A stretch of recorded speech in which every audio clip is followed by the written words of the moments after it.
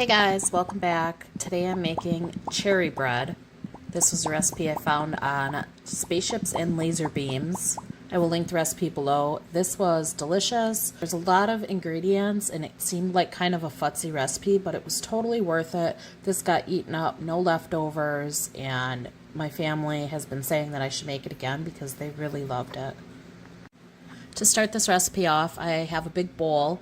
I'm adding sugar, almond extract, vanilla extract, vegetable oil, and milk. Up next, I'm going to be using the juice from the maraschino cherries. The cherries will go into this bread, and the juice helps to flavor the bread. So I've got the cherry juice, I've got eggs, and sour cream. You put that all in the bowl and whisk it together. In a separate bowl, I'm whisking together the flour, salt, and baking powder.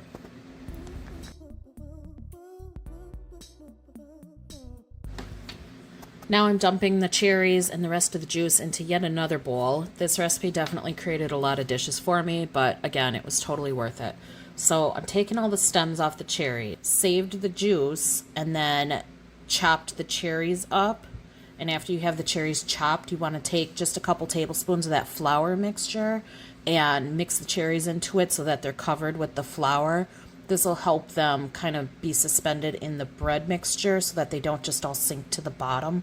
So now we're going to go back to our big bowl and mix together the flour mixture into the wet ingredients. You want to whisk that. It says that if you have lumps or streaks of flour in the batter, it's not a big deal.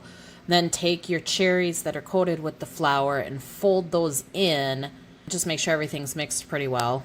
I sprayed my pans with some cooking spray.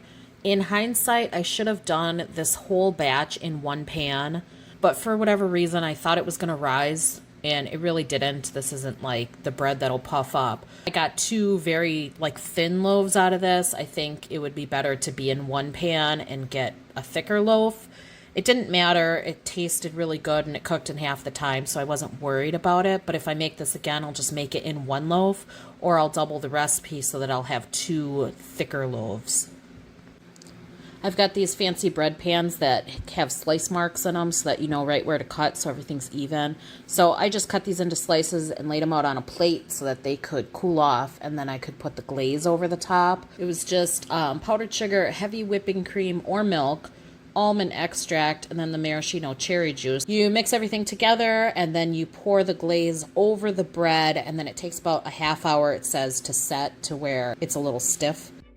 This was absolutely delicious. I cannot recommend this enough. Please go try it. Let me know what you think. Thank you so much for watching.